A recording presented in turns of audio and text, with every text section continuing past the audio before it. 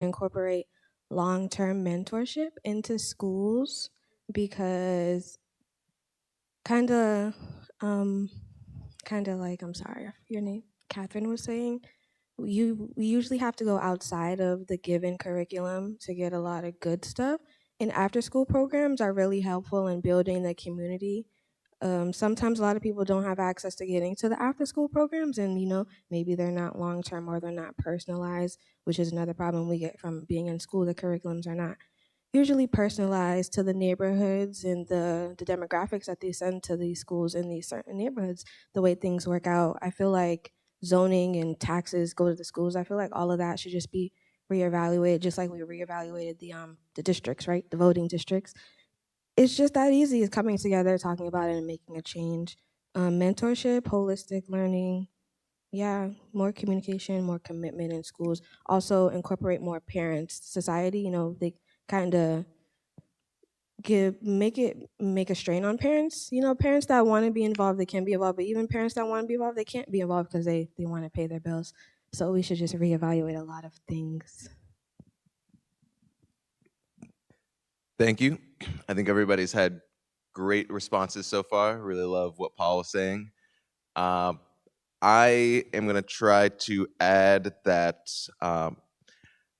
in short, I think we need education that enlightens us, both externally about what is out there in the world and internally about what are we capable of.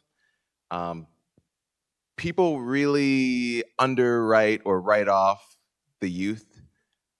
It's amazing. You look throughout history, and some of the most influential people over civilizations have been teenagers, because it just used to be that you just had ambition and did things in the world, and now everything is so institutionalized, and you're not given much respect until you're an adult. But when you look at a city like Boston, where we have cultural institutions, scientific and technological institutions that are at the frontiers of society, museums, cultural capital, photonics, quantum computing, like the future of civilization is being built in Boston.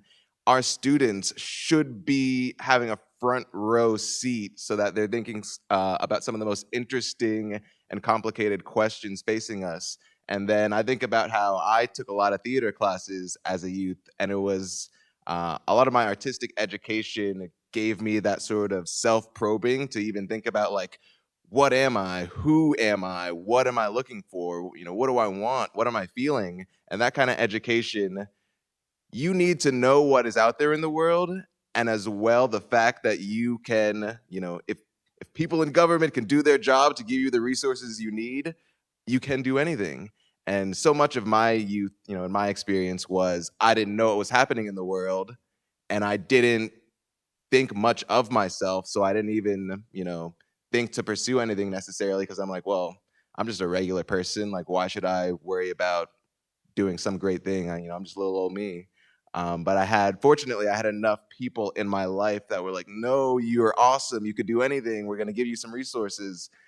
So we need that education that enlightens us. And part of that is recognizing that knowledge is not just created within the walls of a school building, it's created in community, and our youth deserve to be seeing and engaging with the best of the best, so that, I don't want the biggest problem that a student is trying to solve being, how do I get into college? I want them knowing that they have a secure future, so that they're already thinking about how to solve problems in their community by the time they're 18. That's my 2 cents. Thank you. Thank you, everyone. I would like to answer in 2 parts. One, to pick up what you were sharing about youth and mentorship. So I am a product of mentorship. I started my, I would say, career in Boston. I grew up in Brockton. I was born in Haiti. But when I was 15, Artists for Humanity came to Brockton because they wanted to see if they could do a pilot program in Brockton. So they interviewed about 60 of us. 8 of us were chosen, and they had a bus service bring us to Boston every day to be a part of the Artists for Humanity program in South Boston. And before Artists for Humanity, I grew up as a performing artist, a dancer. once I got there, immediately my art teacher would say, "Hey, do you want to paint?" And I would say, "Absolutely not." The moment I got to Artists for Humanity and I saw Pro Black, who was my mentor, and Jason Tabbitt, and all these artists who looked like me, I was like, okay, I can see myself doing this. I can be an artist. And it completely changed my pathway. By senior year, I stopped dancing. I went to mass art. And once I got to mass art, I noticed I got a little bored by my second year because everyone was kind of talking about, it was very self imposed. And I knew that I was here to create for something greater than myself. So I decided to drop out of mass art and I moved to Germany, and I was a part of a program where everyone was asking, like, why do I create? Can I create for something greater than myself? And kind of going that route led me to serving in China and Hong Kong and doing a lot of interdisciplinary work and serving the community. And my training is rooted in meditating for 7 hours a day, then going to paint after that, then going to the community after that. And I think about all of my experiences when I came back to the States, and then I served as a mentor at Artists for Humanity. One of my mentors was like, "You have to go back to school." And I was like, "But I just did. I just came back from a life-changing world experience." But she said, "Now take that with you and see how school will be different, how college will be different." So I decided to then go, and I went to Parsons and I moved to New York. And life did change, right? Because I got that real life experience where my perspective was challenged. Being a Black woman in Germany is very different. They were very confused because my passport said Haiti, but they didn't understand it. So it was like I had to learn how to challenge them, but also think about my identity in different ways. But then I was forced to adapt to culture and realize that not every country works like America, and that's okay. And I think that challenging my perspective and taking this very unconventional pathway towards my education really shaped the work that I'm doing now. And so that's the first half of how I'm answering the question and thinking of it's leading into empowering individualization in a way where I think our society says, here's the blanket, and here's how we all should do things. When every single person here is different, we have different pathways, we have different perspectives, and our experiences in this world is very different. And so with the work that I was doing when I was healing about 7 years ago, once I started to examine my process, I then said, okay, I think this process can be, I'm noticing a pattern over the past 2 years, 3 years. I turned that process into a 3-step program. And then I said, now I have to challenge myself, can this program work for someone other than me? And through activating different installations and working with different individuals, by 2020, during the pandemic, we brought on our first client. It was a business, and they successfully went through the program. And I said, okay, this process, this kind of like curriculum that I have built by examining my own pathways, works for someone else that was kind of relating to it. We helped that business grow 6 figures in 6 months, but we also helped certify over 3,000 Black and brown yoga teachers during the pandemic, which was revolutionary. And then by the second year, we brought on 3 more businesses. And now we're in our 4th year and we're saying, okay, we want to build an actual space that's a manifestation of our process and our program. And so I share all of that because that's a curriculum that was built from my personal story. And so it would be, the way that I'm reimagining education is, how incredible would it be if you or every single person in here looked at their life trajectory and really examined what worked for them and then shared that story and then brought along the people who, hey, I can resonate with that. And now we're creating curriculums that are very personalized, but they're individualized to who we are and they're reflective of who we are. And we're not able to just say, okay, you are different, so you have to go into this category. No, you are different, you learn differently, but here's a group of people who also resonate with that. And I think that's how we can really reimagine education. It's very radical, but it's possible. Well said. You're dope. Dope. Yes. Yeah, so I'm definitely going to build on some of the things that you just said. I heard like somebody mentioned something around like school being holistic. I think that's super important. A couple of notes here that I have is I think education needs to be class conscious. and also culturally relevant. And what I mean by that is, for instance, you look at liberal arts education. The purpose of that, right? If you go to university or college, um, it's really to give you a broad spectrum, right? And you're learning about like Greek philosophers and stuff like that. But what relevance is that to you when your family is struggling, right, in your communities? We really need to keep that in mind at all levels of education, that not everybody's the same. Not everybody can take the same luxuries of spending time learning about certain subjects. Um, so yeah, that's huge. You know, borrowing from other countries, what other countries are doing well. I know in Germany, trade schools and apprenticeships are a huge part of education over there. That's what some people need. Like, rather than a track towards university and college, they need just to learn how to do stuff that's going to be marketable. I think we definitely need more languages. Like, we are in a multicultural world that's super interconnected, and knowing even just one other language opens up so many opportunities. I think that's like absolutely necessary. I have no idea why we're not doing that.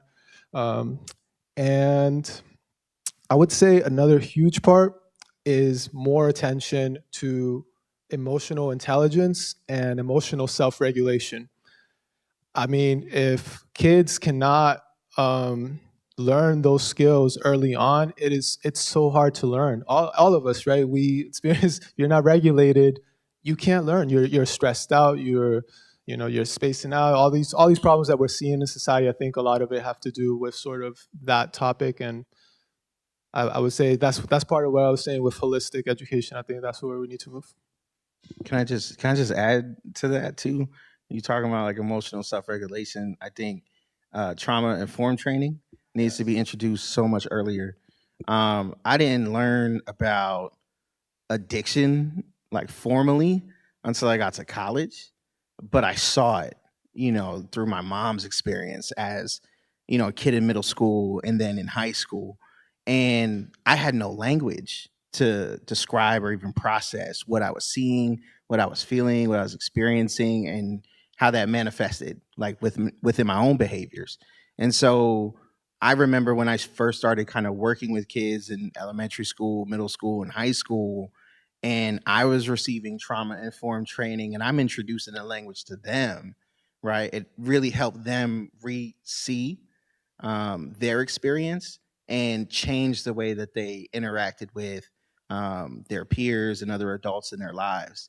When you understand kind of the brain body connection with traumatic experiences at that kind of age, it really helps to support that emotional regulation. And when you realize that you can go your entire educational experience and then now you're in a corporate setting and now people are with microaggressions or racist comments and slights, and now you're triggered, but you don't know how to regulate that. And your supervisor doesn't know how to support you through that either.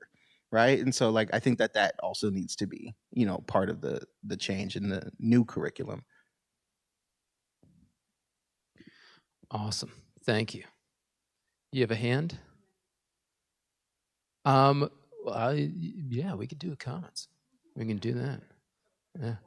Oh, let's get you a mic. Here, can I pass you this mic?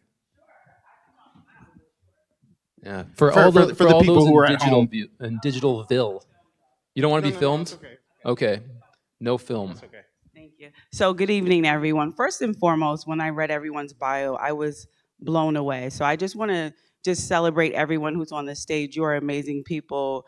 You're very articulate. You're very well traveled, very well educated. I am honored to be in your presence. So let me just start by saying that.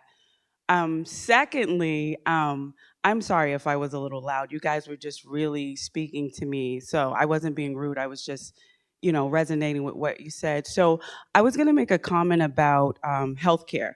When someone is sick, we make a care plan for them. Sometimes in some educational settings, when someone has behavior, we may make an individual learning plan. So I think the process sometimes is let's wait till they're sick. Let's wait until something's wrong. Let's wait till they start criminal activity and then we'll give them probation or something like that. So I think a solution could be that let's individualize a course of action or an education for people that speaks to what they can do, who they are, and where they're from. I can't remember, but someone was talking, I think you just talked about trauma and addiction, and you guys talked about emotional intelligence. Wow. We have brilliant, brilliant business-minded individuals who have grown up in immense poverty. They may be immigrants. They may have some criminal background. There may have been abuse in the home, but they're brilliant. And they have no resource. They may, like you said, they may not be able to get to an after-school program. They may have shame and embarrassment or whatever is associated with their life and their lifestyle. And so I think education should really speak to the individual, but not just their educational prowess, but where they're coming from. Because I could have no generational wealth at the time, but the potential and the propensity to create a billion-dollar company, right? And so I just think that the system is backwards because we wait till something's broken to fix it. So. Thank you. Thank you so much. Totally agree. Thank you for that. Yeah, so before we're going to do one more question and then take a short break for people to grab snacks and stuff. You got a question? All right.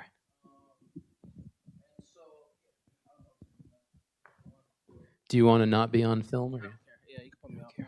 All right. Yeah, so I like what Joara was saying, and it really speaks to removing barriers to entry and participation, which I feel like is so important. I just so this is a comment, but what are your thoughts on this? I guess would be to figure out there are programmed responses and unprogrammed responses, right? In all areas of business. That just means when you encounter something for the first time, it's an unprogrammed response. And if you encounter it again, then hopefully you plan it out and it's a programmed response. Okay, and so to figure out the individualized struggles that let's say each child does go through, right? Like I'm sure all of us has gone through as children. Figuring out what really strikes a chord in the child's household, right? And what are they what values are they operating off of, right? And how can we engage those and hopefully update those to a point where they're beneficial to themselves within society. And what are your thoughts on that? Can I speak to that?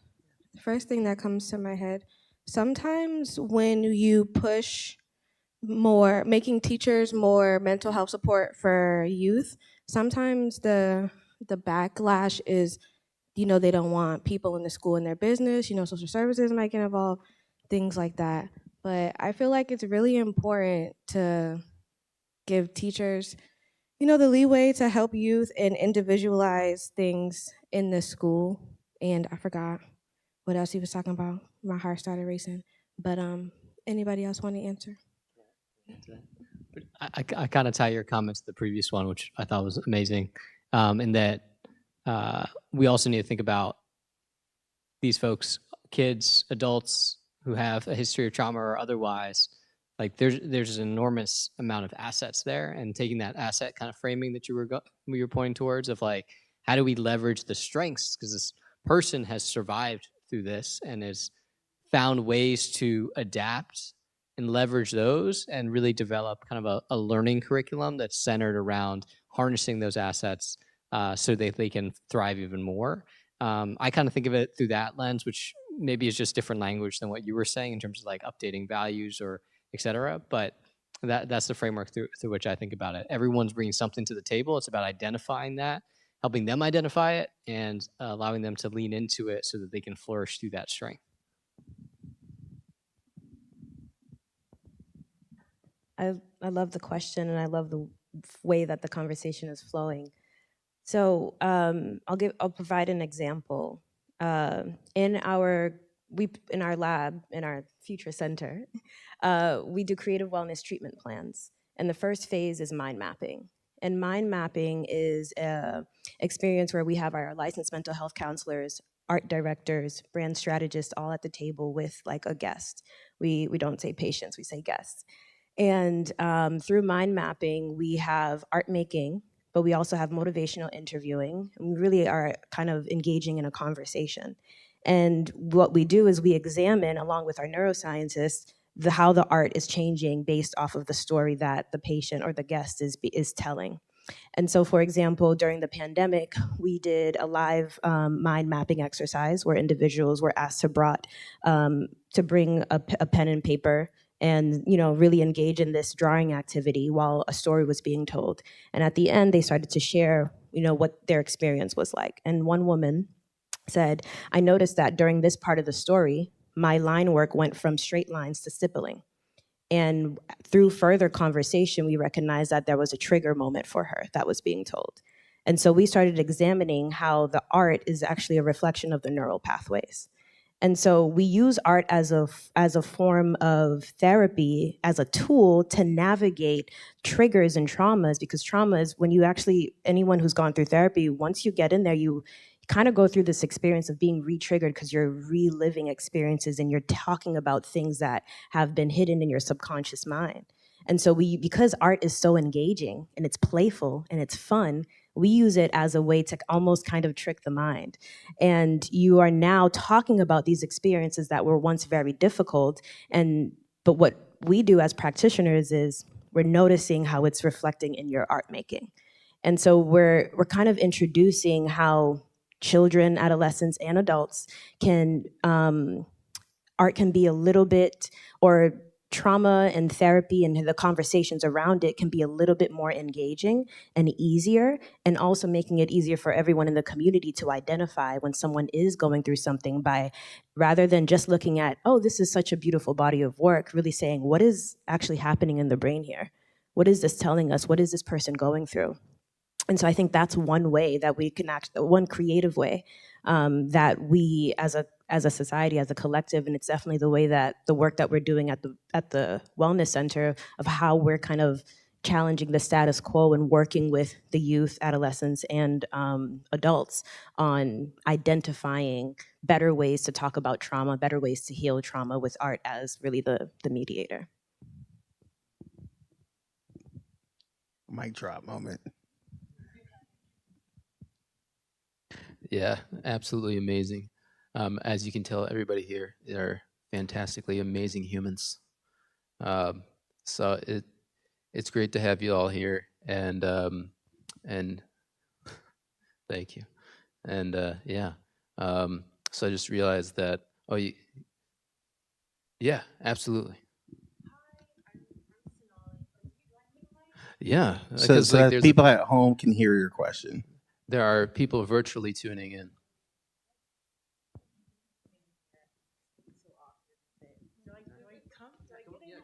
Okay, all right, okay. Hi everyone, I'm Sonali. Thank you to the woman who let me read the bios.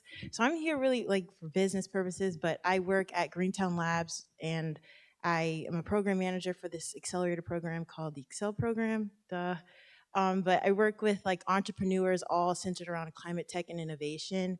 And I know a part of the work is really trying to combine not only supporting their efforts in development within their startup businesses around sustainable innovation, but I guess kind of the biggest question mark I've been faced with is how do we get their innovations in the community that's surrounding them?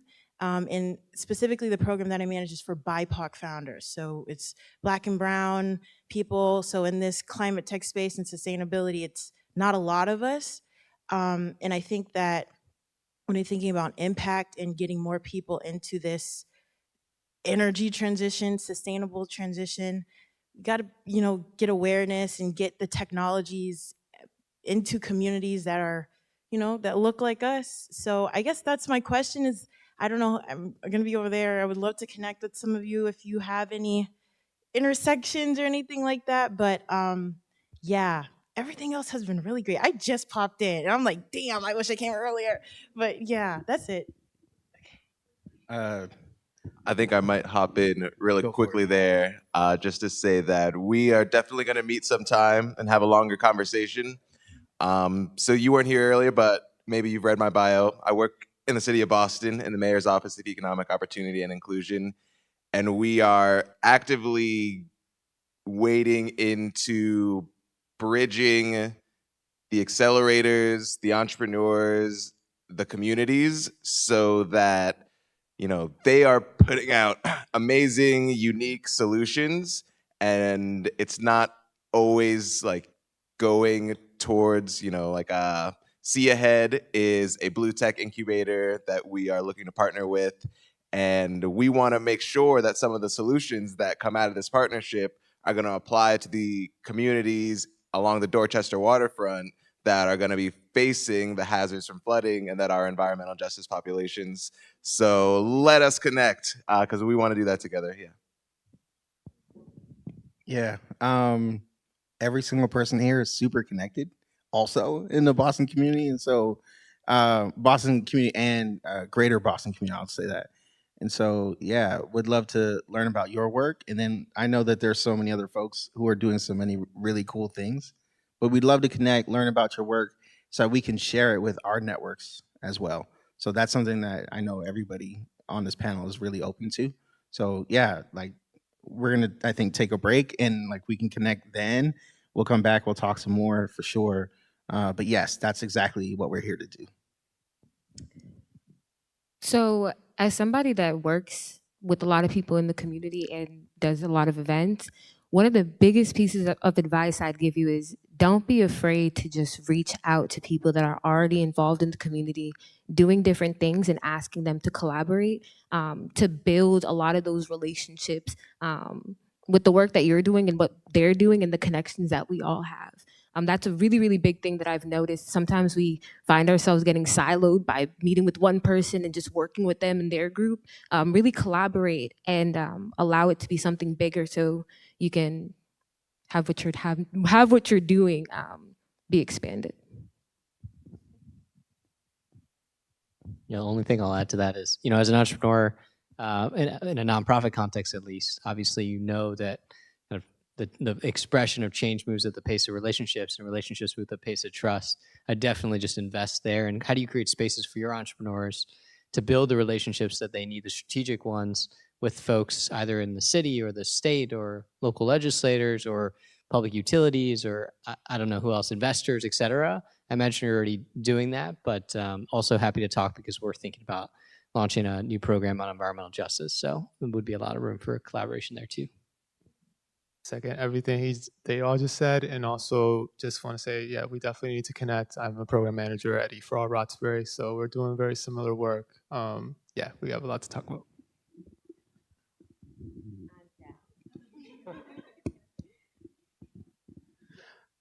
Awesome. So with the agenda, it was slightly shifted a bit, but we do have time for a break. We're going to take you guys want to take a little bit of a break and like chat a little bit and eat and drink, and then we'll start back in another 5-10 minutes. What do you guys think? Yeah, got thumbs up. All right, so we're going to take a few minute break and then we'll get back to it. All right, all those in Digitalville, every Sunday I do streaming for Fellowship Christian Church, and PD and PK are their pastors, and PD always says, talks to people in Digitalville. So, doing that too. Yeah.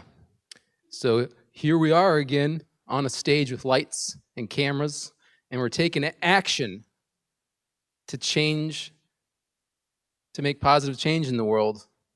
So that's good. It's a good thing.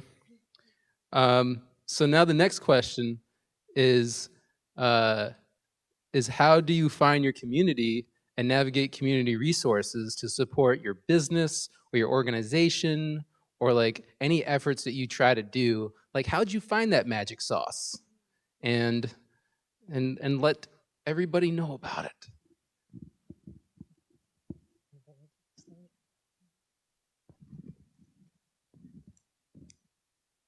guess I'll start.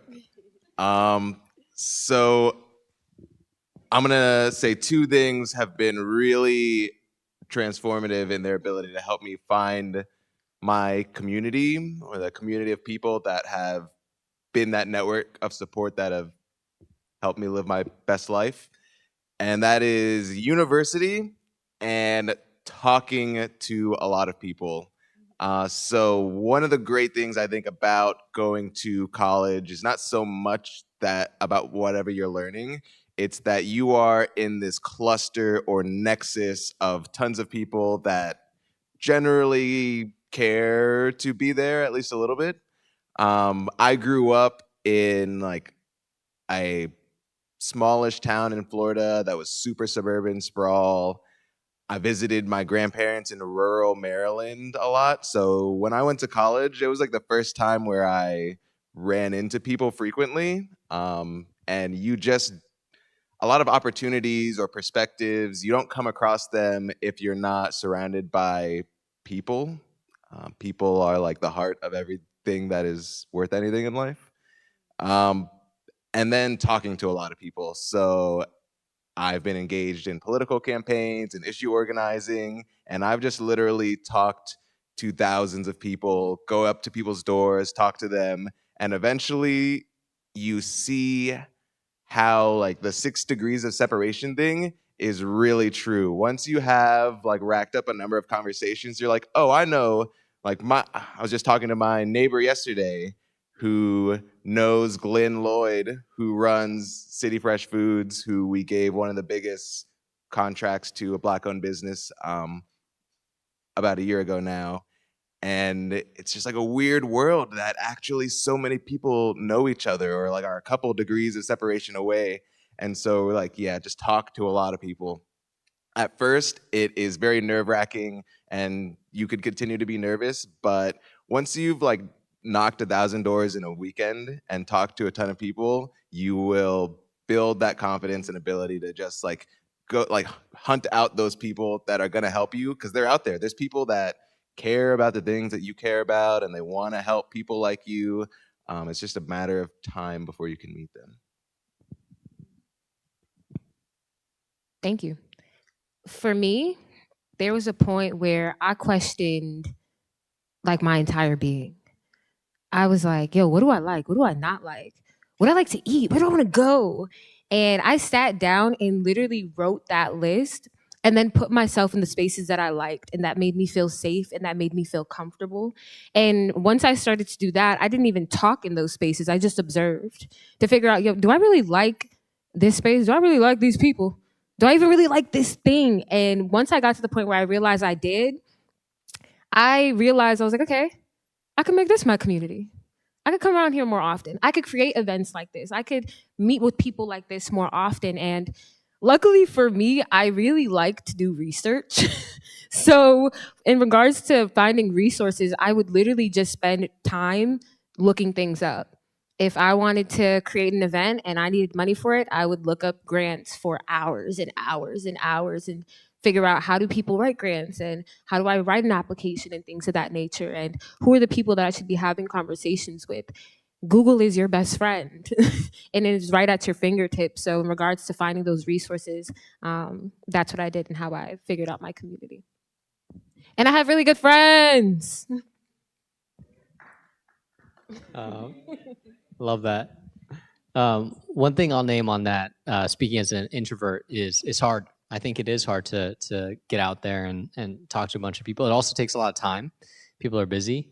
And so, you know, one way to do it is make it your side hustle, obviously. And the other way is maybe find a job that allows you to do that and meet a ton of people. I also think try to leverage, I mean, you're all here because of City Awake and networks like this that do a great job of this. Obviously, from the kind of Greater Boston Chamber of Commerce lineage, Sheena Collier and Boston Well Black, and creating communities for folks to connect. Obviously, I'm biased, but Gen Unity as well as a way to bring people together around the issues that they care about and meet other people like that. But short of kind of changing your job, making it a side hustle, finding a space, an organization that creates a space that you feel comfortable in, it's tough. And but I think it's worth it, right? I mean, that's why we're here. We're looking for that community, and to Elijah's point, that's what it's all about. Yeah, I'm an introvert too. I know that might surprise a lot of folks. I don't like people. I love the people, and there's a difference in that. You know what I'm saying? Like my people who know, they know. So for me, you know, when I get to express my art, that's how I connect with others. It's also when I'm the most concise. It's an opportunity for me to see people um, be the best versions of themselves, their most creative versions of themselves. And so when I'm surrounded by folks who are like that, creative, like-minded, and open to possibility in that kind of setting, I find that a really great way to connect with other folks. Yeah. So also an introvert. Really hard to sometimes get me out of my house, but every time I do, I almost never regret it. You know, I always love connecting with people, and yeah, for me, I think that that's really, I mean, the magic. Sometimes it's really that simple. You just got to get out there and meet people, as everybody's already said. You know, I would like to also say that, you know, the role that our institutions have in creating the spaces where people can connect, because not every space is equal in terms of allowing that and creating, right, the right conditions for you to make that connection, that special connection that you want. Today, I'm really appreciative that you brought us here together, because I've made some connections already that I really like. I think are going to be great. And yeah, you know, and that's really what, for instance, I try to aim to do with my business, is just really create like a nice environment where people can really just have a lighthearted, easygoing connection with other human beings, and that can lead in so many different directions. But it's just about getting people together in person. It's just not the same online, even though that can work as well. No disrespect to all the viewers at home.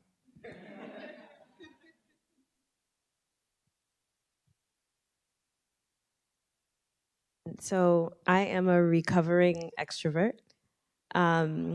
Thanks to trauma, I fell into introvertism, but because of a lot of therapy and a lot of art making, as you all know, I finally feel safe to actually be outside. And I've had to rewire my nervous system, and do a lot of talk therapy and just kind of manifesting communities that resonate with who I am. And I don't remember who said it. Might have been my beautiful sister here, Catherine. You said, you know, going into spaces that reflect your interests. So I am a yoga teacher, 200 hour. So let's get into yoga. But I started yoga because of trauma. And when I started my practice, I felt incredible and I felt safe 60 minutes on my mat. But then going there for a year, then 2 years, and then 5 years into the journey, you start building this community of people who resonate with this method of safety and resetting the nervous system. So then that's actually, I was speaking with Edward, who was asking me about my team. That's how I met my project architect. And she's now chief project architect because we met at Core Power Yoga. I was taking her husband's class, and then her and I started talking, and she's like, Creative Wellness Research Lab? And I was like, yeah. She's like, I'm a healthcare architect. And we were like, whoa. And then 6 months later, a year later, we're now kind of building something that's passionate for the both of us. And then how I met our other partner, Duran, was through a good friend of mine who was like, hey, I think this person, it was actually through a mutual friend. And then when him and I connected through creating this event, we started mind mapping, and we were like, wait, we're on a different stratosphere right now. And so it was just like, by being in my introverticism, I don't think that's a word, that phase, but then just sticking to what felt safe and sticking to what I liked, I started connecting with people who I could relate to. And then now that I'm back to being a semi-extrovert, I can kind of continue to share those likes and those attributes and connect with like mine. So I really resonate with just like F with what you really love and then that will come to you. Introvertism? Call Merriam-Webster. We're putting it in. Words, okay? We are the words, guys. And I can resonate with that. I find my community through manifesting and making lists because I don't go out much. I didn't go to university. You know, I'm an entrepreneur and I work. So the coworkers that I don't mess with, I stay away from them. You know, I do my job, and I manifested Ephraim and other entrepreneurs, people that also see that this society that just go to work and go home is not okay because we're supposed to live life, supposed to be happy, we're supposed to feel good, eat good, do good things. So yeah, I manifest.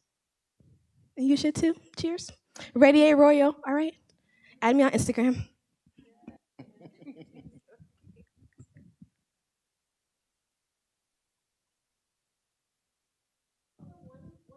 Jonathan and M.I.N.D, because he hasn't really fully introduced himself. And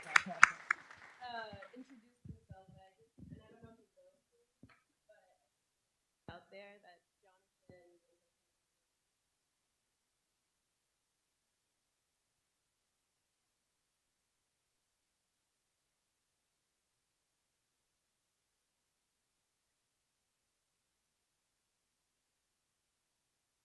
pathways together. So thank you. Thank you. For those in Digitalville, Wendy just said a lot of nice things, and thank you. Yeah, I didn't really introduce myself or mind, but I guess I'll do that really quick. So MIND is an acronym for My Ideas Never Die, and our goal is to empower creative entrepreneurs. We're working on developing a original content platform, a space where creatives can connect with each other, share what they're working on, build together, and then have a marketplace where they can showcase their finished product.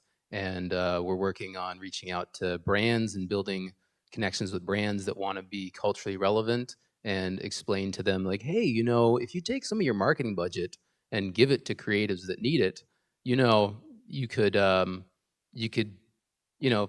get some good PR, and you can get some marketing, and then maybe, find the next Beyonce or Kanye. And I'm not saying you gotta stop investing in Kanye and Beyonce, but I mean, you could, because they're fine, Just take that 100 million, distribute it amongst thousands of creatives, you get way more of a return on investment. So, yeah. I'm passionate about sustainability and wellness, and I really want to see us bring about a better world together, because the way it's running right now, this is not it. It's not. And like the way we've operated as a society up until now has just been just like, all right, so we're going to be barbarians. We're going to take all your stuff, okay? And then you're going to be subservient to us for a while. Is that okay? Doesn't matter. So I just feel like we can come together and figure out how to take the best practices and from different countries, different people, different families, and figure out like, all right, how do we help support families that need it? How do we make sure everybody gets access to the resources they need? And way more. But I won't take up too much more time because we got questions to get through.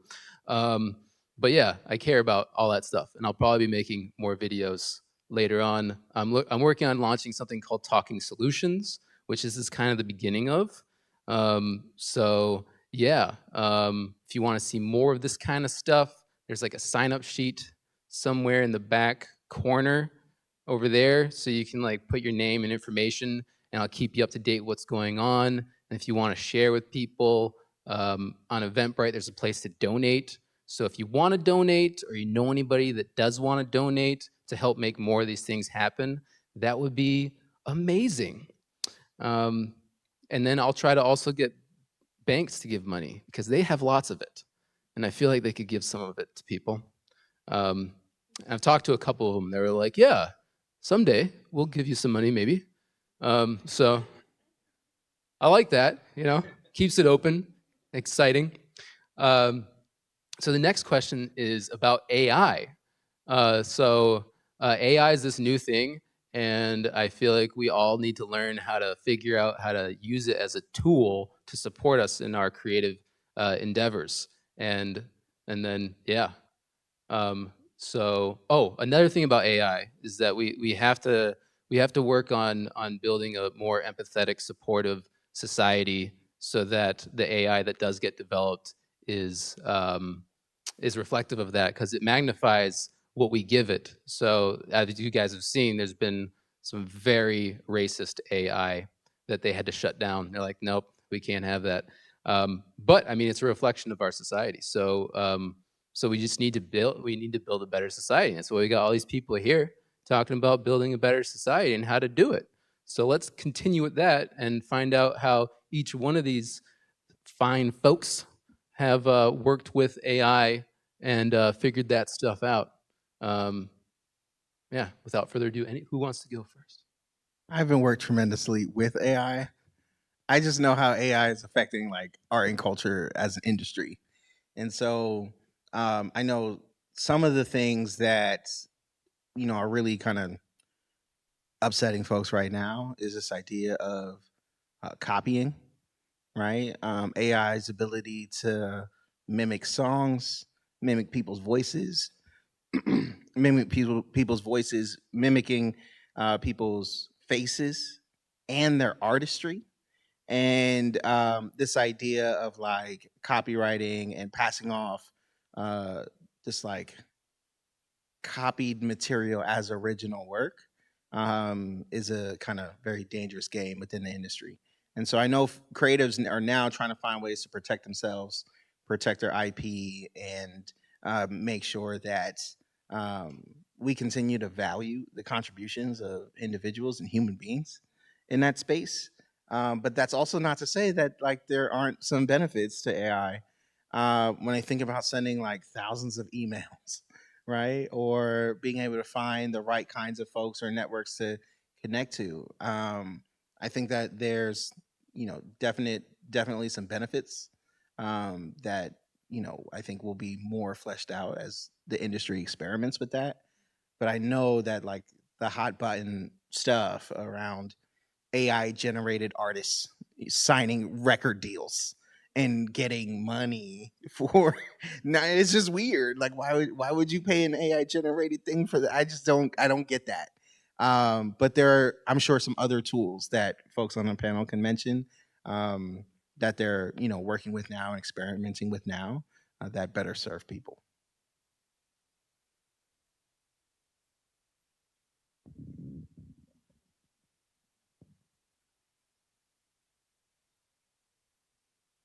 I can answer this because I love AI.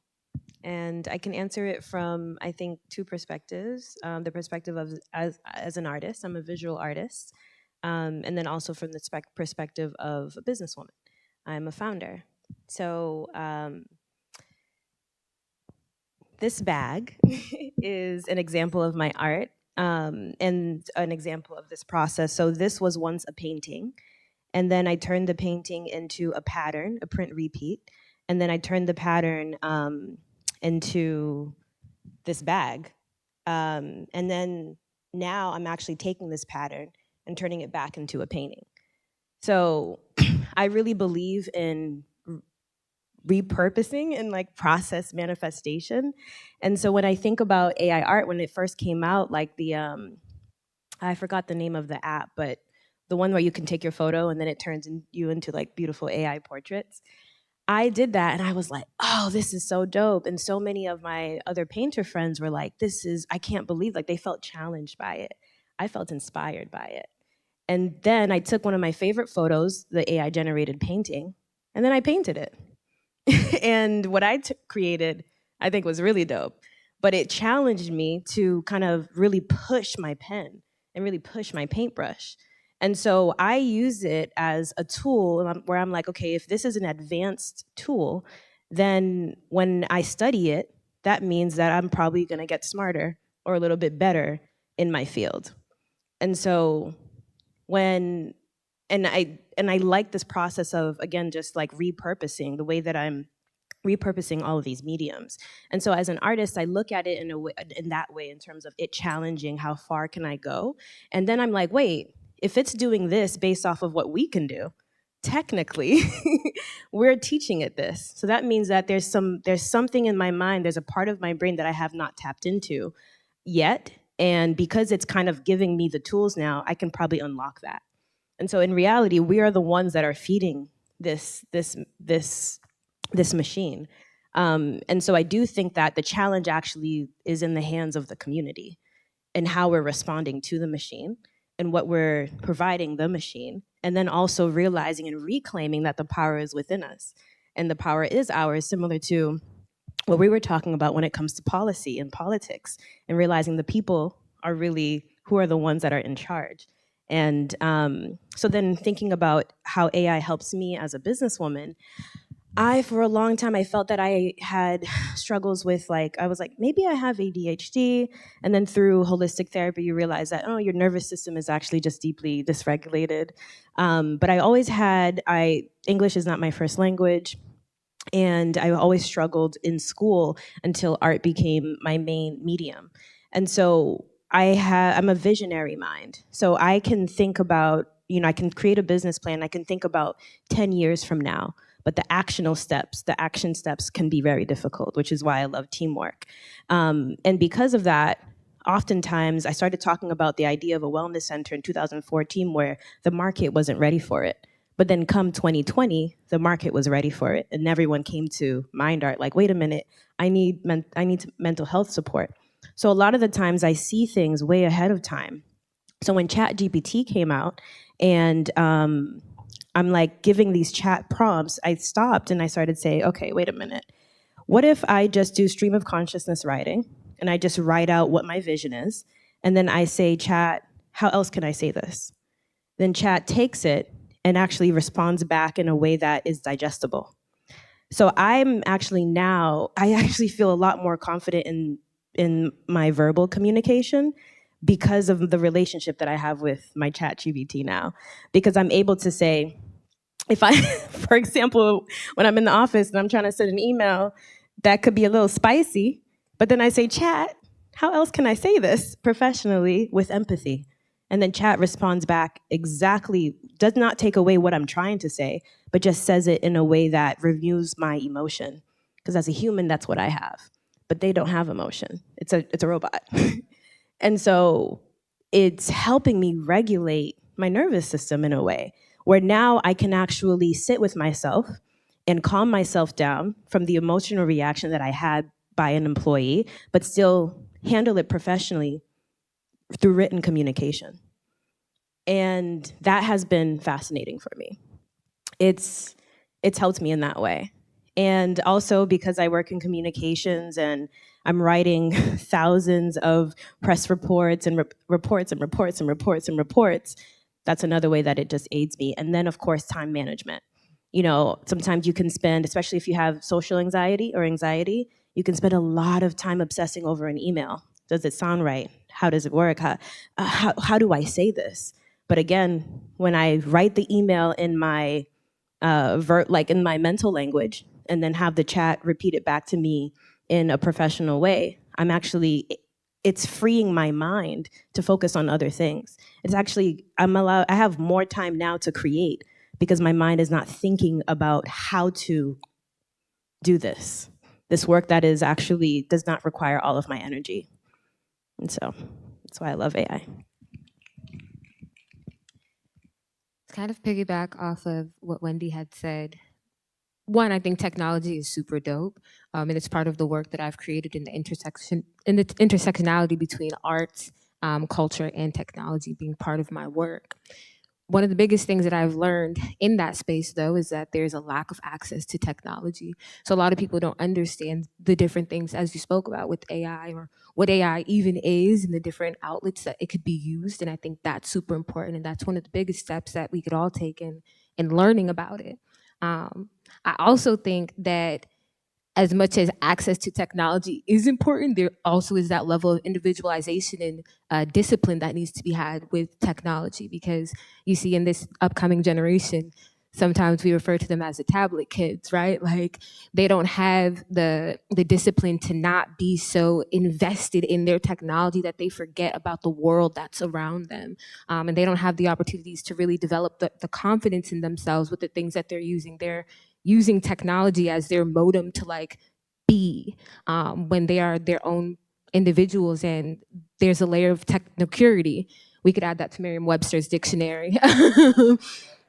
And technocurity in the sense of like we get insecure with technology when it's like, this is a tool. It is meant to challenge you in the best ways, but not to make you feel inferior to who you are and what you're capable of doing. And when we could push past that barrier, I think we'd be able to see what a blessing it is to have something like AI in this generation and how we could use it as modems to create and innovate.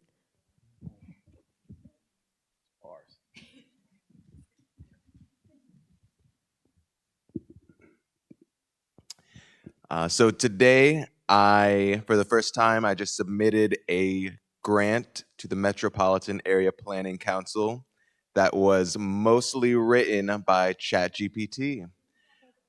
I think the most important parts of my work are the relationship building, meeting with residents, understanding their specific needs, showing them how to get resources, ideating with them about solutions, debating with stakeholders in the private sector and the state to get more resources and contributions. All of that human interaction, that I think is the most important work that I could be doing.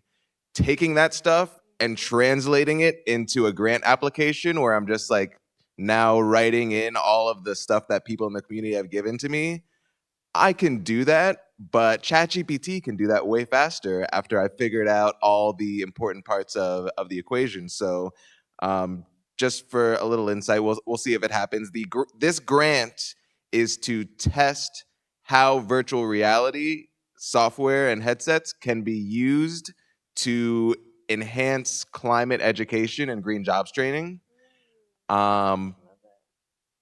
So the idea, came from people in the community that were interested, stakeholders, research, data about the climate risks that people are going to be facing. So all the ideas came from people, from community. It's just that busy work of putting it into the format and writing it out. And I don't have any staff. It's just me doing many things. And so ChatGPT is now my digital assistant that I'm training. And I would encourage people to look into it and to look into other tools and think about how do you use these tools to make yourself better and give you the time to do the most important things that you want to be doing.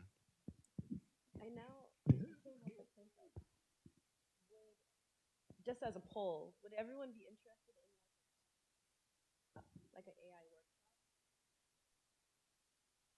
workshop? Yes.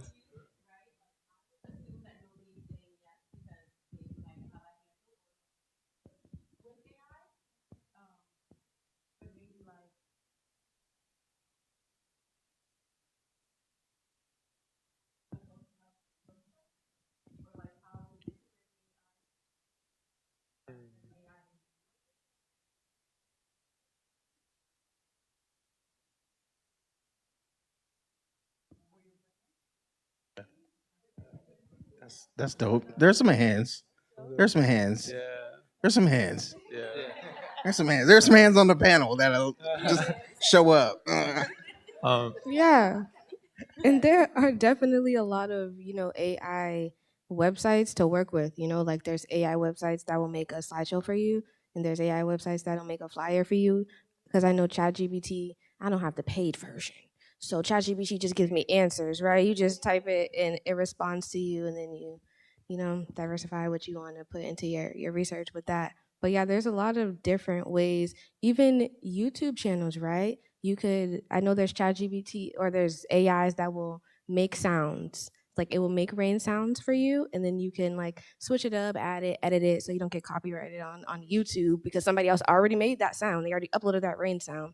But you switch it up and you upload it to your YouTube. Now you have sounds like, frequency healing sounds, things like that. And you did some work, but you didn't do work that you might have been doing 5 years ago, right? So there's a lot of ways that we can incorporate it. We can even teach youth how to do this, 18, sign up for your own YouTube channel. A lot of different ways that we can be making money off of it, helping us, It's not going to be like iRobot, they're not going to take over super fast because but seriously, Let's not hope super not. fast. We have to be careful what we give them. Yeah. But Um, yes. Yeah. Wow. So I'll share a couple of like high level thoughts that I've had about AI. One is I read the Yuval Noah Harari book, the Homo Deus, and he talks about how data is the new religion.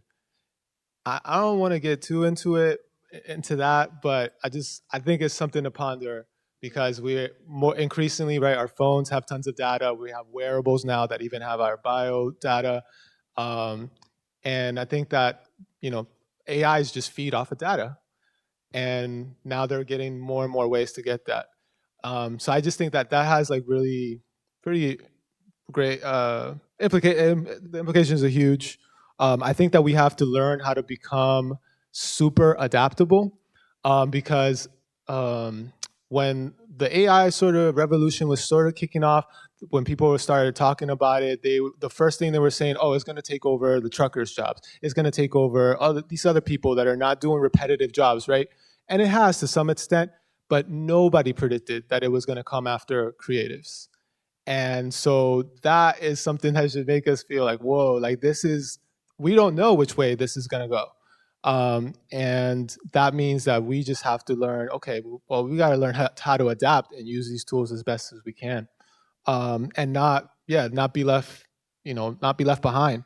I would say personally, having used ChatGPT a bunch, DALL-E, I think it's great. I think it's really, really powerful. I used it most recently for a crowdfunding script for a crowdfunding campaign that I'm running, by the way. Right now, go to TryCallFunk, TryCallFunk.com. But anyways, all I did was I put information about my business. I said, this is more or less what I want to say in a few paragraphs. And then it came up with an entire script complete with like video, like prompts for like video pans to this and use it like narrator says that. I was like, whoa, it blew me away. Now, I didn't use it word for word, what it said, right? We took that and we used the skeleton more or less and then came up with our own word and came up with our own sort of video cues. But it was very, very helpful. So I can't recommend it enough. Please use it.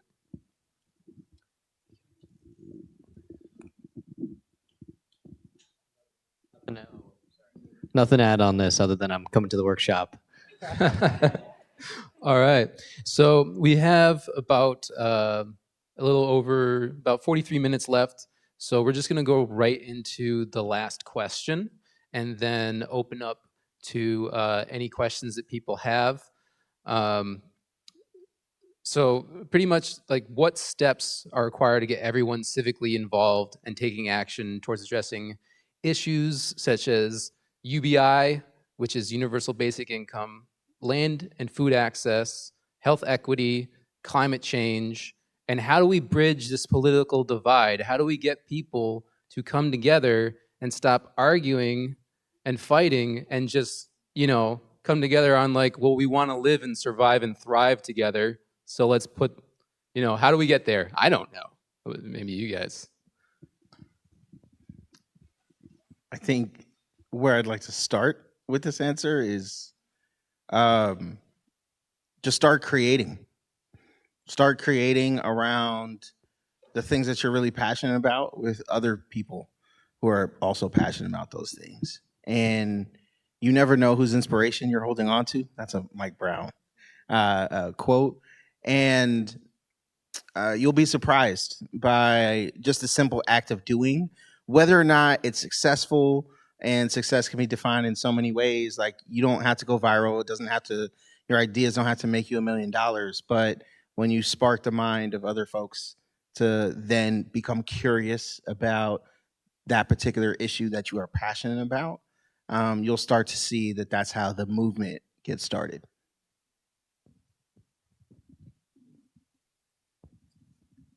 Care. Just because something's not your issue doesn't mean it's not an issue, right? And something that's really big behind that is you may be the healthiest person in the world, right? And you know that everybody around you isn't super healthy. So teach, help them learn, give them the resources to understand how to get to that level that you're at. And don't be so pressed to gatekeep that knowledge and information because it's meant to be shared. Love that. I would say it definitely starts with each of us, and I think there are really just a handful of questions I think we need to answer for ourselves. One is, who's in my community? Who's in that circle of people that you're fighting for, that you care about, that you're advocating for? And also ask who's not and why, and answer that question for yourself. I think the second one is, why do these issues that I care about persist in my community? That's answering that at a systems level, I think, and understanding like the structures that we put in place, especially in this country, to perpetuate issues. And understanding that can then inform the next question, which is, well, how can I strategically drive change, right? Where do I get started? And that starts with taking stock of your capacity. Not everyone has a ton of time on their hands, right? Some folks, surviving is winning, right? And that's good to know. And it's good to be able to answer that question with certainty of, I am doing what I can in this moment. And that's, I think, where we get this deep sense of purpose and conviction that allows kind of us to manifest the world around us. So I would start with those 3 questions.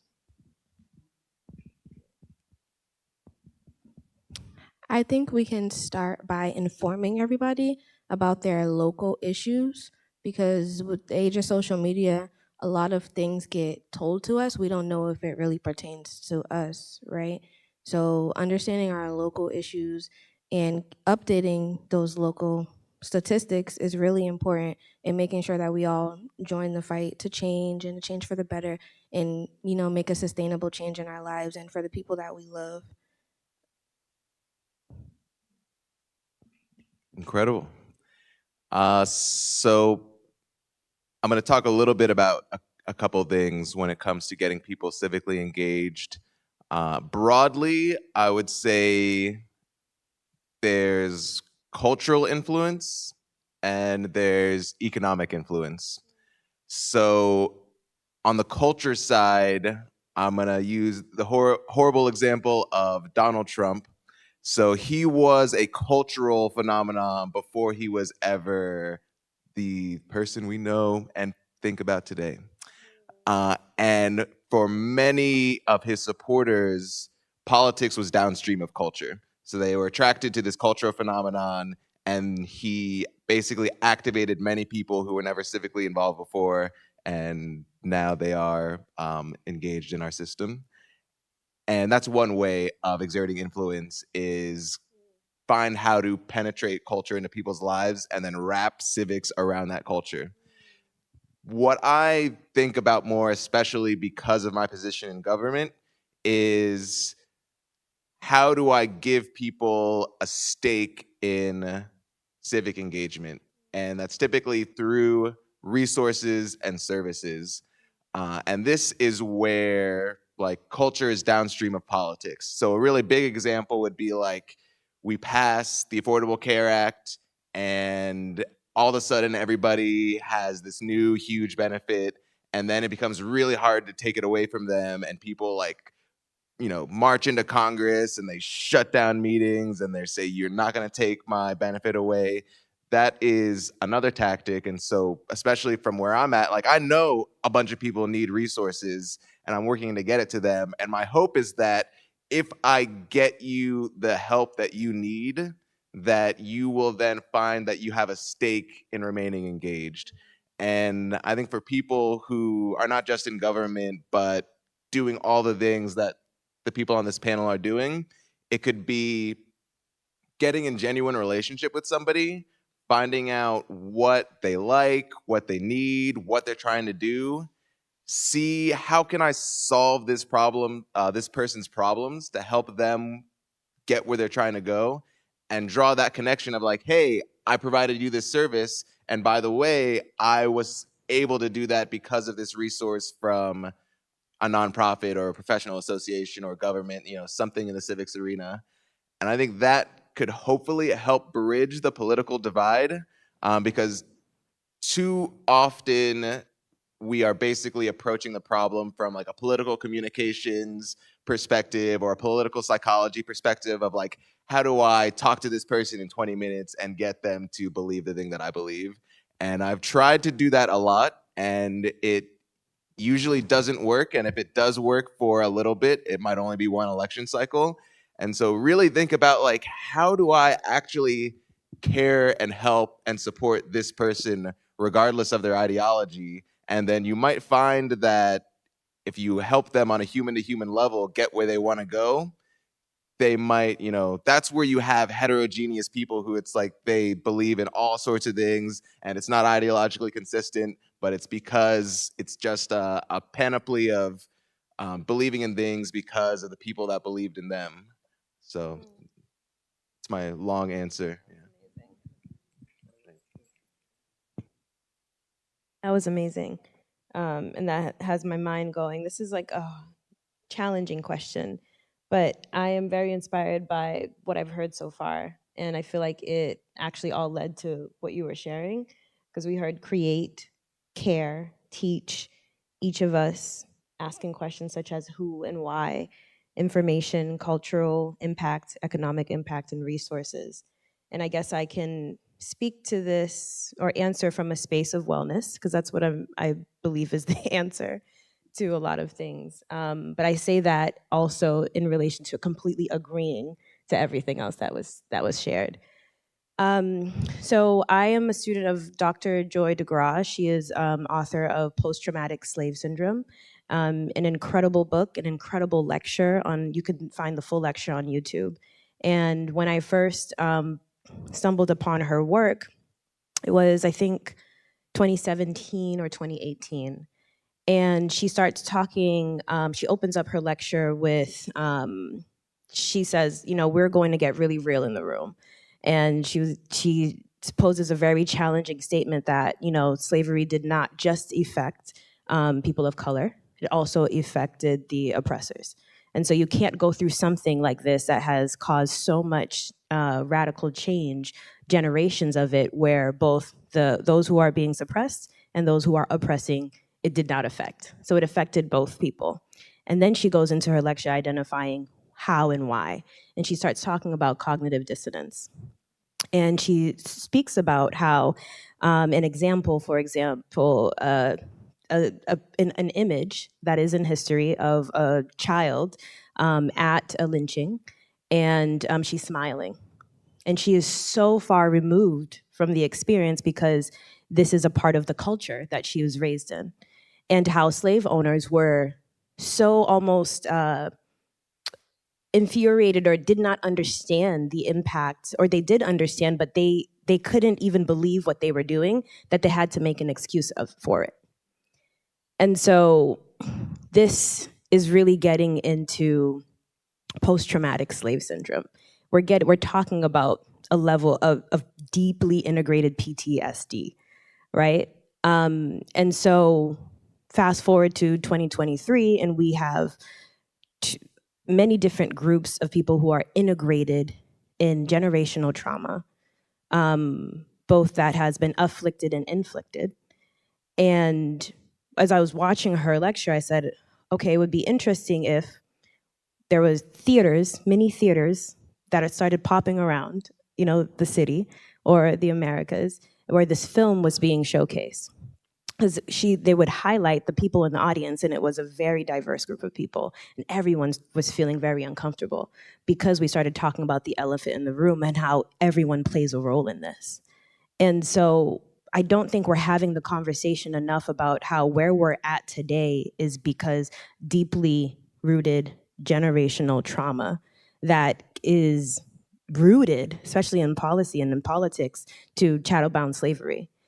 And I think that if we can use wellness as a tool to do retrospective activation, really looking back and thinking about, okay, where do my traumas live, or how does that affect my kids, but also what is my mother's, what are my grandmother's, what are my great grandmother's, and we keep going back and we actually have the right practitioners in the room to hold space for the conversation with all types of culture, whether you're Black, whether you're white, indigenous, and we can actually sit down and talk about, hey, I understand how my ancestors affected yours, and hey, let's have this conversation. Then I don't know if we can talk about solutions for a political divide if we don't start there. And I think that's why I'm so passionate about building wellness centers that activate creative expression as a tool to help people get out of their mind and into their art and release the trauma that has been stored in their muscles and in their bodies. Because once that's released, then we can think a little bit better. We can breathe a little bit clearer. We can hold space for a conversation with someone who is completely different than us. And so, along with creation, because working in media, working in the music industry, I see how media controls culture. And so, along with that, along with caring and taking the time to care about our experiences, along with teaching, along with listening, along with impacting, along with providing resources, mental health and wellness is not just this term that has come out. It is a real thing that is preventing us from moving forward in a way that is impactful. Because we will continue to move forward, but will we progress? So.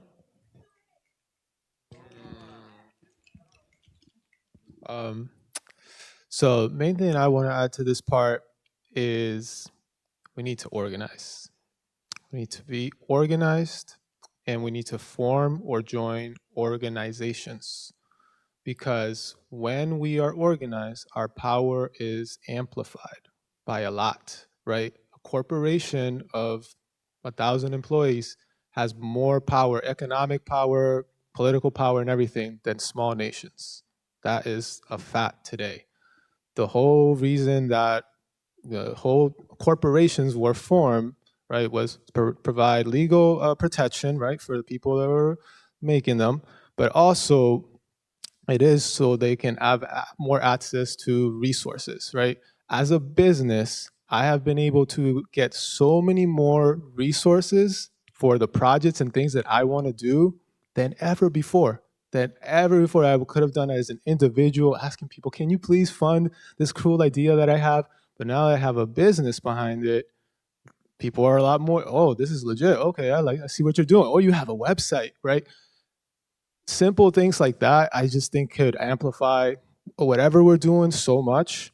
Again, borrowing from this book that I read, that's I think so great, influential for me, is Homo Deus. He talks about how humans, unlike, for instance, when we think about organization, we think about bees and ants, right? Super organized creatures. But the superpower that they do not have, that humans do have, is that we can organize ourselves flexibly among different groups, right? You can be a part of a company, you can be a part of a family, you can operate on so many different levels in terms of how you organize. And that is what has allowed us to build civilization as we know it. So that's the main thing. Whatever it is that you feel passionate about, find like-minded people and organize. Thank you. Yeah. So now the people that are here, do you have questions? Do you have comments? Do you want to get in the conversation? Yeah, here. Yes, please come to the designated space.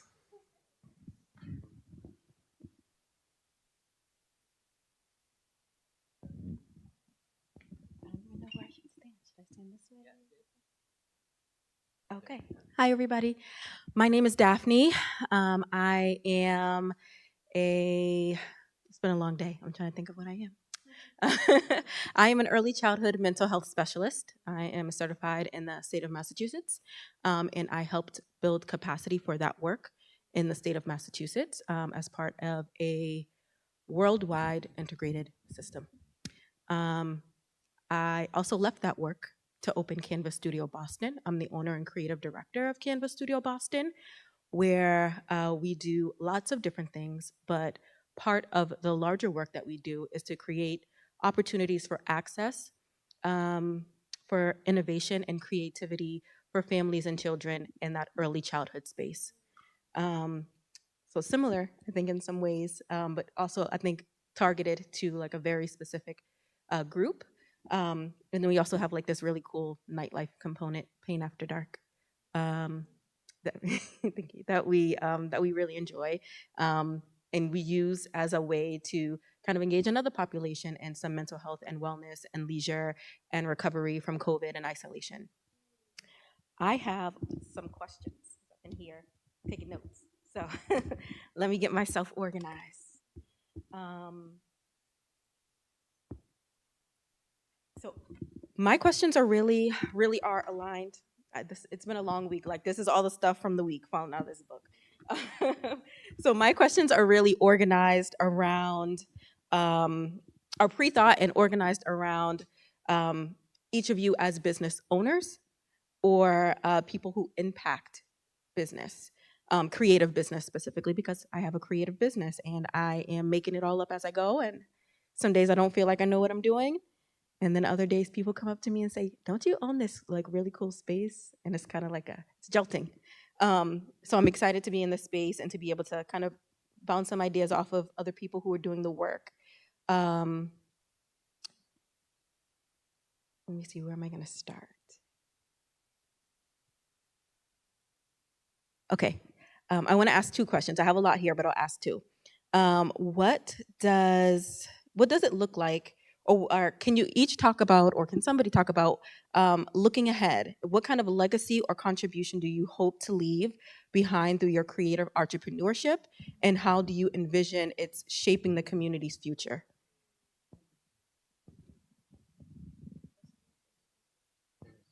Can you repeat the question one more time? Yes. Looking ahead, what kind of legacy or contribution do you hope to leave behind through your creative entrepreneurship? And how do you envision it shaping the community's future? And can I just say one other thing, like a follow-up? I went to a different session this week, and Michael Bobbitt, who I think is the executive director of Mass Cultural Council, gave this really dope example about how creatives often are leading different movements in our society. And he talked about, specifically, one of the things that stuck with me is him making a comment about the music that kind of preceded and then walked alongside of the civil rights movement, right? And so like, if you were a creative during the civil rights movement, what is your contribution? How do you intend to create legacy?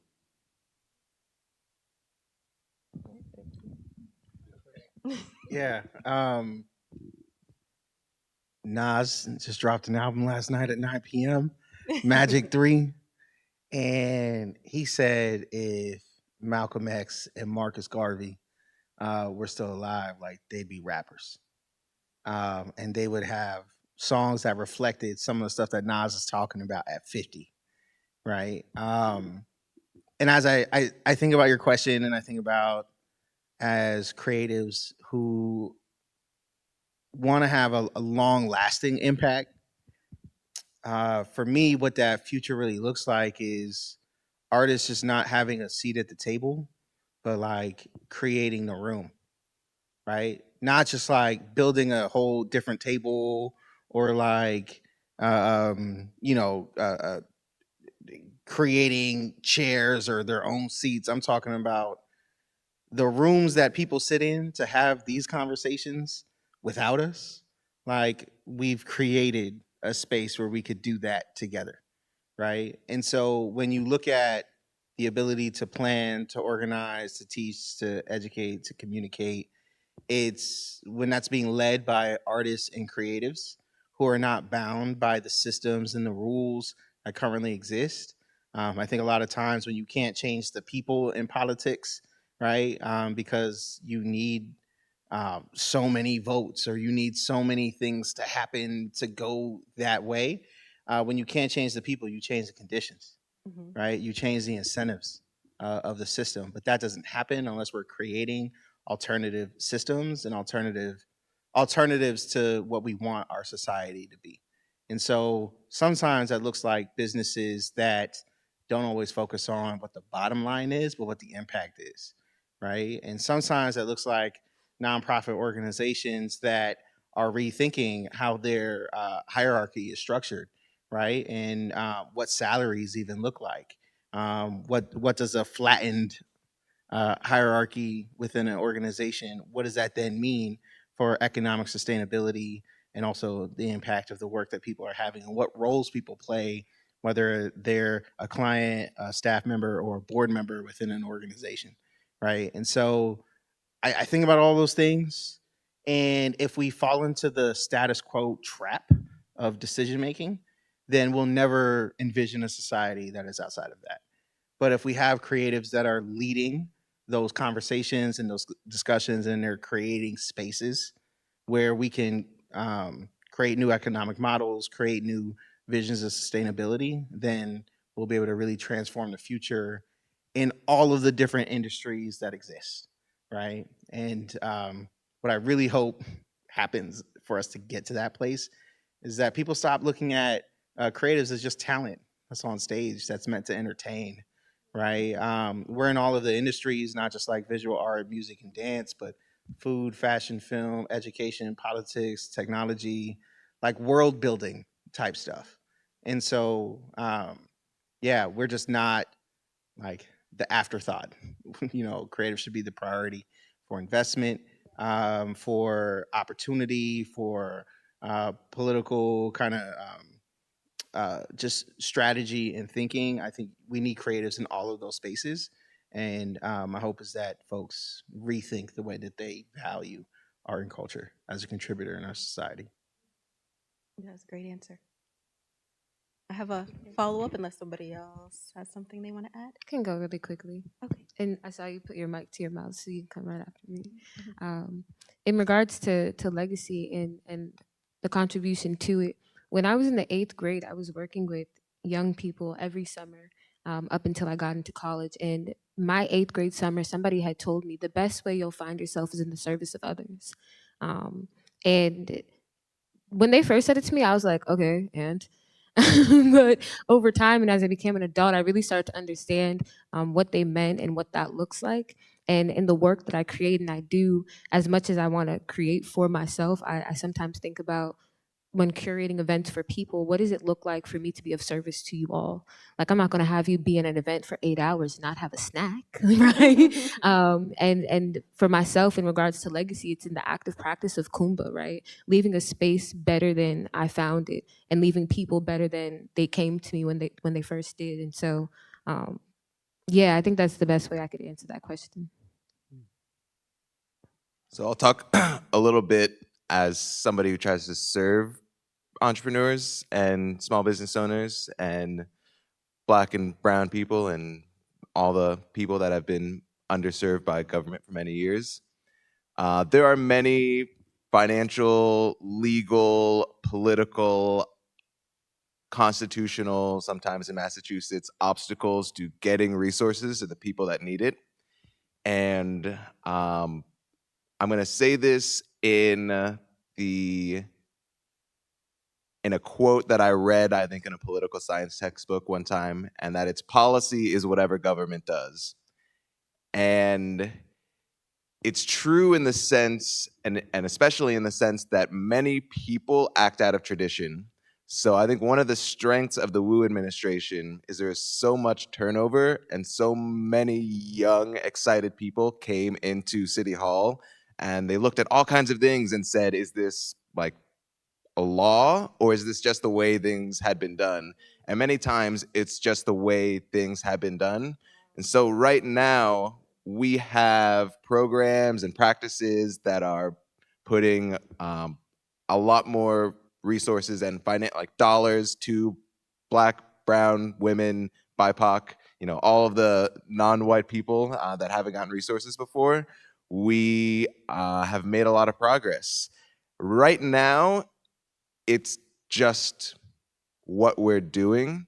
And so there could be white lash, there could be conservative backlash, there could be funds that run dry. What I want to do in my time is to take what I see as the wins and institutionalize them. I want, the people that come before to think that giving financial resources to Black and brown people is just what we do, and have it be that way for forever. I want economic justice in my lifetime. I don't want to keep waiting for it and hoping, maybe one day my great, great, great, great grandkid will have economic justice. I have a lot more urgency than that.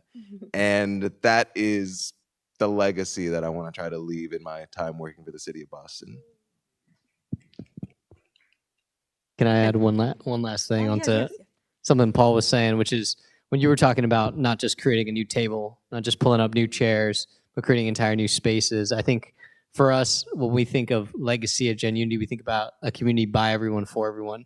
And that really is about the spirit of creating a new space for true co-creation, and figuring out together what we want our communities to look like. When I think about Boston, a Boston that's actually by everyone, for everyone, I imagine, the people who are in our neighborhoods and in our businesses and in our governments are making decisions centered around true solidarity, right? And I don't think we can get there without the spaces that Paul was talking about. So, I think at the heart of it is, how do we reimagine human connection and build the kind of love ethic, I guess, that we want our society to reflect. Thank you guys so much. Can I ask my second question? I don't want to hold up the whole. Is that okay? Okay. Okay. So my second question is kind of a follow-up of the last question. I think maybe in a shorter term. And I'll ask the question and I'll maybe shorten it a bit. So as business owners, right, or as people who impact business, thinking beyond profit, how do you measure impact of your creative endeavors on the community, and what metrics or indicators should other creative entrepreneurs consider? And so when we think about that second part, like, what are the metrics or the indicators that other creative entrepreneurs should consider? Maybe we can keep that to one word.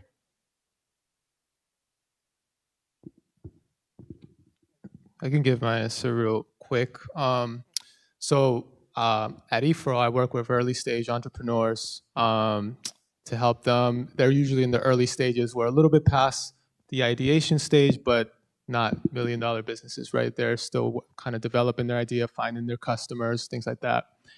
And I think that when I first got into this space, I thought that the goal was maybe, we want to create really successful businesses that are bringing in tons of money, and also, creating jobs in the community. And of course, that is definitely something that we want. But I think that how I've been thinking about it more and more is that really what we're doing with this program is really just empowering people with knowledge, with connections, sometimes with some funds, to be able to, even if their ideas do not work out as they would like them, that they can then pivot to something else, that now they have the knowledge of how to start any business, not just the business that they came in the program with, but now they can go and they can work for somebody else and have more skills. So I think that it's really helping me to see, okay, well, there's actually so much more impact that we're making at E4All by just focusing on empowering people and making those, and also connecting them to the community, right? Because all the resources that we need are out here, right? So. I just want to say, yeah. So thank you. Sorry, I'm sorry to interject here, but we have people on the YouTube that made comments, and I don't want to leave them hanging. So, But can I just say one last thing before I sit down? oh no, you're good. Oh, You're good. okay. We're gonna continue. This is Oh, just okay. like a quick commercial break. So Linda said, "Hi everybody. I believe this was a bit ago. I believe they should have curriculum in elementary school for credit, finances, and stock market." And MC Knight said, "Yes, indeed. Radiate Royal panelist is creating credit, financial programming, and training for youth." So I just wanted to say those things. And now back to, here you go. Answering the question on the combo question on legacy and data. So I like to look at data both qualitatively and quantitatively. And when I first started testing out my 3-step process and program with businesses, the first year, quantitatively, it was really impactful. I knew that I was able to connect with a wellness brand and then provide them with business strategy, content development, execution, and measurement, because their mission was to certify Black and brown yoga teachers in the midst of the pandemic. So I saw quantitatively the numbers come in, but I also knew qualitatively these lives were being impacted. Then when we started to take on more clients, we started to scale really quickly, but the qualitative data actually decreased. And so quantitatively, we were closing in 5-figure, 6-figure contracts, but these clients weren't actually committed to wellness. Therefore, they couldn't actually go through the 3-step process in a way where we can say, wow, do you feel your company and your employees and you guys are, you're feeling better, your mental health has been impacted, because they were actually like, we just want your services and branding and design. And we were like, well, we need to keep the lights on. So, okay, we'll provide that. Then we realized that a year passed and we hadn't done any creative wellness research. We didn't launch any creative activations. We didn't help any creatives. And so I actually had to shut the agency down because we were so far removed from our mission. But quantitatively, the money was coming in, but because our mission is so tied to the community, it would just go right back out. And then we didn't have actually proof of concepts because these clients weren't committed to our values. So I took a 9-month sabbatical, shut everything down. I left the state, and through just introspection and doing a lot of wellness, I was led to another group of people who were more like minds. And so about 1.5 years now into kind of coming back and relaunching as a creative wellness center and working with the team that we have now, we are reopening up the agency. But the agency is, it's called 38 Studios. Be on the lookout. We are combining, it's marketing that heals, and it's the design lab of our wellness center. And what we're doing now as a team is, before we launch, we're like, okay, we know that we have something, we have a service that we can provide, and we know that this service can also keep the lights on, but we also have a mission. So we're almost like a benefit corporation. And so how can we attract the clients that really need what it is that we're providing?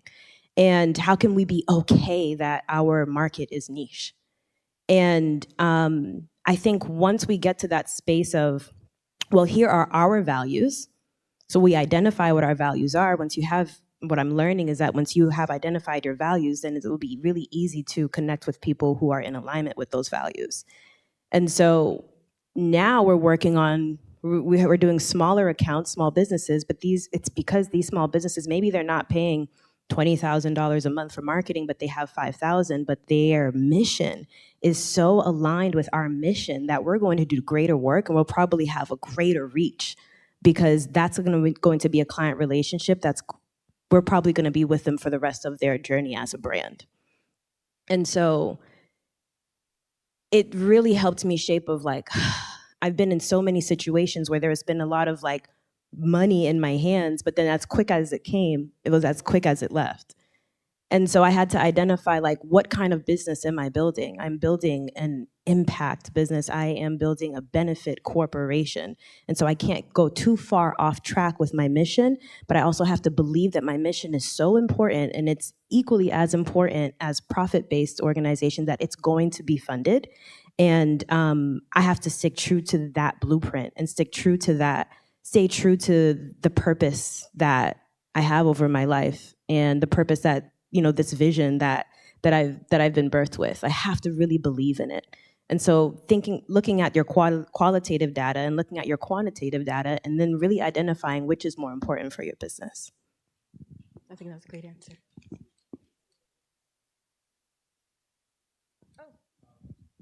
Maybe one last thing here. Yeah, because we have the room until 8, so we have 6 more minutes, and then we all have to teleport. I don't know if you've been practicing that. I'm not good at it. Oh, good. This is quick. I had a mentor kind of share this piece of advice with me when I was very young, and just stuck with me over the years. You can do well and do good. Like, it doesn't have to be an either or choice. Like, you can do both. And so as you're thinking about what impact means, what success means, that can also be part of that definition. Thank you. Can I just say one last thing? Not a question. I've had the pleasure of working with both Ed and Elijah on a couple of the things that they have been up here talking about, and I definitely recommend connecting with them before we head out. I was part of the pitch competition last year at E for All, and we took home 2 of 3 prizes. And then we are also a first round space grant awardee, and I think 1 of 2 creative businesses. Okay. okay. At least from what I can remember of our first Zoom, it was like myself and like Pro Black was also a creative business. Yeah. Oh, should I bring it? Yeah.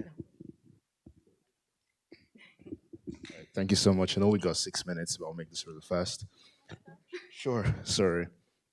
Right. So I listened to both of you speak, very interesting, concepts that you do. But my question is in 2 ways. So you spoke about how you help the entrepreneurs that you work with, and when they're having the struggle, sometimes you can allow them pivot to something else. And then you also spoke about when you had to take a sabbatical as a startup founder. These are things that happen quite frequently with entrepreneurs and startup founders. But from your experience and your opinion, what would you say startup founders should feel or look at when they should either take a pivot to something else or take a sabbatical and make a strategic change to what they're building? Because I feel like a lot of startup founders can actually get overwhelmed in, I believe in this vision, and just keep going with it, even though it's failing, they're having all the struggles that comes with, early stage startup stuff. But what are the other things that they need to feel like, go to something else or take a break? Yeah. So, I mean, one of the main things is, do you have the luxury of continuing to accrue debt if that's what you're having to do to keep an idea alive that's not making money? Do you have, I mean, we have lives, we have people to support. And I think that's one of the things that sometimes we don't have the privilege of doing. So I think that as soon as you start seeing like, oof, like, I've been trying to get this idea off the ground, and it's not, it's not there. You're not feeling like this is okay. So I don't want to say people should just give up on their ideas, but sometimes, like, I'll give you an example. When I started my business, we thought, oh, our market segment, who we're gonna get a bunch of business from? Restaurants that have outdoor dining spaces. And we did our first gig last weekend with after 2 years. That was our first time doing one in an outdoor dining situation, right? So our customers ended up being somebody totally different that we did not expect. And I think that sometimes when you're starting off, you have to sort of just follow the customers, because one of the first things that we take people through in our program is there really a need for the service that you're creating, the service or product that you're creating? And I think that we come with our assumptions about, oh yeah, people definitely will want, my cream or whatever. People will definitely want this or that. But, there's the problem of market saturation, right? Whether it's just so many choices and you're just one of many, or there's just not enough people that want to pay for it or pay for it at the price point that you have set your service at, right? And so really there's a lot of things to consider. I don't want to take up too much time, but yeah, happy to discuss that further. Yeah, very quickly in 1 minute. I love this question. I think that everyone who pursues an entrepreneurial path or wants to launch a startup has to ask for the spirit of discernment. And it's really real. And it's one, I think it's something that comes through trial and error. So you can't like just skip and be like a person who really knows how to discern things really well. You kind of have to figure out, oh, I trusted my gut and it led me here. Let me step back and then let me observe. Okay, I'm trusting my gut again, but let me learn from the last time that I did it. And so I feel like you have to really examine your patterns over the years and examine the decisions that you've made and whether they've led you right or left. And then do it again and then see where the pathway can see. That's why I love mind mapping. It's a visual way of kind of organizing your thoughts and organizing your life and organizing anything. But when you start mind mapping and looking at, I love astrology, it's all about looking at the patterns of life.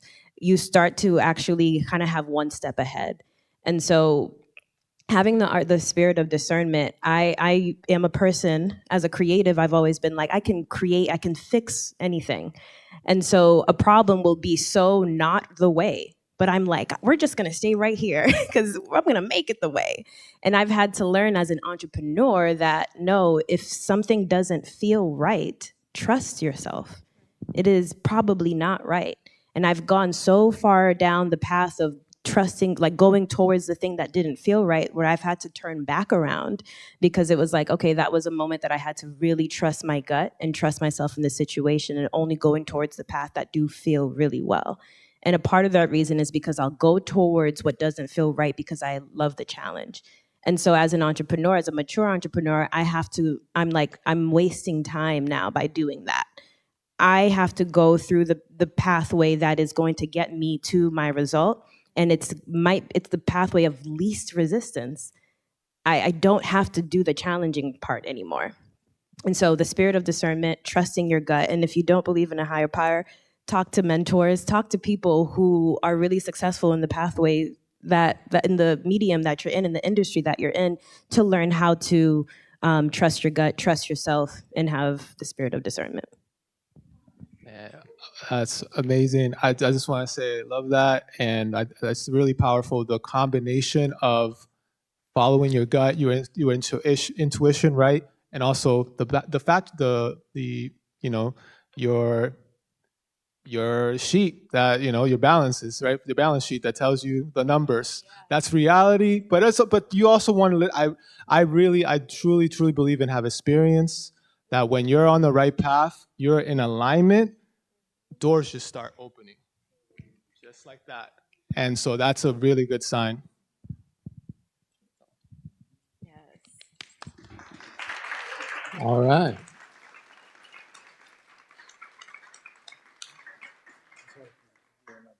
Awesome. So we're gonna start packing it up, and if anybody wants, I was gonna set up like a separate recording space for people to talk about what they liked about this, but because we're on a time constraint and we're gonna have to pack up these chairs and other things. So while we're doing that, if anybody wants to like grab the microphone and look at the camera and say to the camera what you felt about this, how you like this, positive things. If you don't have anything positive to say, then maybe don't hold the mic. But criticism is always welcome, so I like it. So yeah, we'll keep the camera going a little bit. So like if you want to like step up here and like talk to the camera, and then everyone else will hear you speaking because we have these speakers.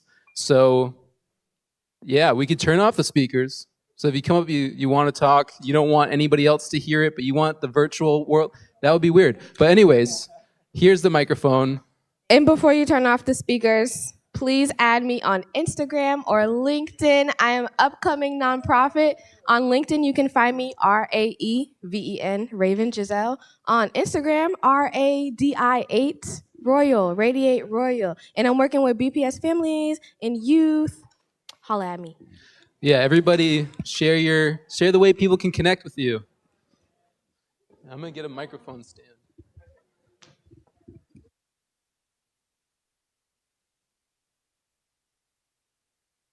As we put the chairs together, you can find me on Instagram, LinkedIn, Wendy Moma Michelle, metamindart.org to learn more about the Wellness Center and how you can donate. We're desperately seeking funding. Thank you.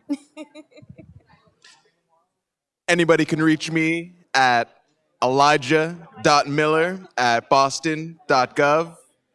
That's ELIJAH.MILLER@boston.gov.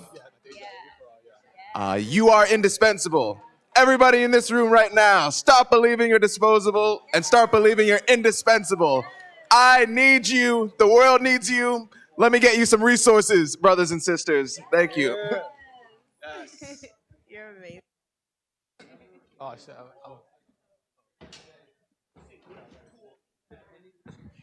If anybody wants some apparel, just like come and talk to me, and we can figure out the financial aspect. If you're an entrepreneur or know of some entrepreneurs who are starting businesses, come talk to me. We got a pitch contest coming up at E4All. We also have a business accelerator coming up in the winter. So holla at your boy.